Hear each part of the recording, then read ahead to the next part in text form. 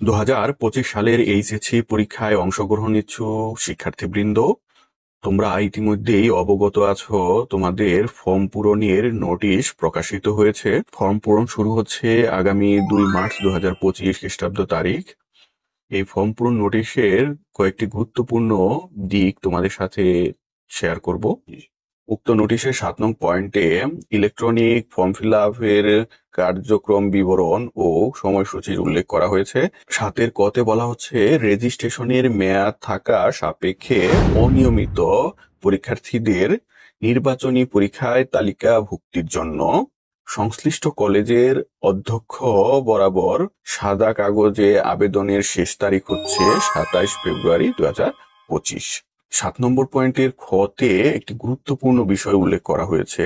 উক্ত নোটিশের 7 খতে বলা হচ্ছে, জিপিএ উন্নয়ন এবং 1 বা 2 বিষয়ের পরীক্ষার্থী হিসেবে পরীক্ষায় অংশগ্রহণে ইচ্ছুক পরীক্ষার্থীদের সংশ্লিষ্ট কলেজে অধ্যক্ষ বরাবর সাদা কাগজে আবেদনের শেষ তারিখ হচ্ছে 27 ফেব্রুয়ারি 2025 খ্রিস্টাব্দ তারিখ।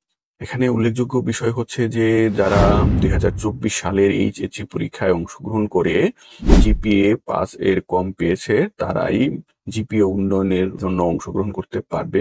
এক্ষেত্রে তাকে সবগুলো বিষয়ের পরীক্ষায় অংশগ্রহণ করতে হবে।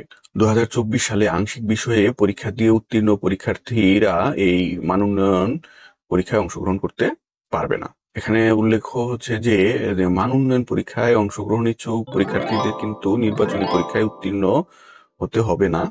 একই সাথে যারা ইতিমধ্যে এইচএসসি পরীক্ষা দিয়ে অকৃতকার্য হয়েছে তাদের ক্ষেত্রেও নির্বাচনী পরীক্ষায় উত্তীর্ণের বিষয়টি বাধ্যতামূলক নয়। আরেকটি বিষয় হচ্ছে যে সমাজসেবা অধিদপ্তর কর্তৃক নিবন্ধিত শারীরিকভাবে অক্ষম, সেরিব্রাল পালসি বা বিশেষভাবে সক্ষম পরীক্ষার্থীদের ক্ষেত্রেও নির্বাচনী পরীক্ষায় উত্তীর্ণের বিষয়টি শিথিলযোগ্য। উক্ত নোটিশের 7 ঘতে বলা হচ্ছে, রেজিস্ট্রেশন নবায়নের শেষ তারিখ হচ্ছে 1 মার্চ 2025। রেজিস্ট্রেশন নবায়নের বিষয়টি কাদের জন্য? যারা 2019-20 শিক্ষাবর্ষে এইচএসসি পরীক্ষায় অংশগ্রহণ করে এক বিষয়ে অকৃতকার্য হয়েছে, তারা রেজিস্ট্রেশন নবায়ন করে 2025 সালের ওই এক বিষয়ে পরীক্ষায় অংশগ্রহণ করতে পারবে। রেজিস্ট্রেশন নবায়নের ফি প্রতি পরীক্ষার্থীর জন্য হচ্ছে 250 টাকা। অনলাইনে ফর্ম পূরণ কার্যক্রম 2 মার্চ থেকে 10 মার্চ পর্যন্ত চলবে, তবে 100 টাকা বিলম্ব ফি দিয়ে ফর্ম পূরণ কার্যক্রম 12 তারিখ থেকে 17 তারিখ পর্যন্ত করা যাবে।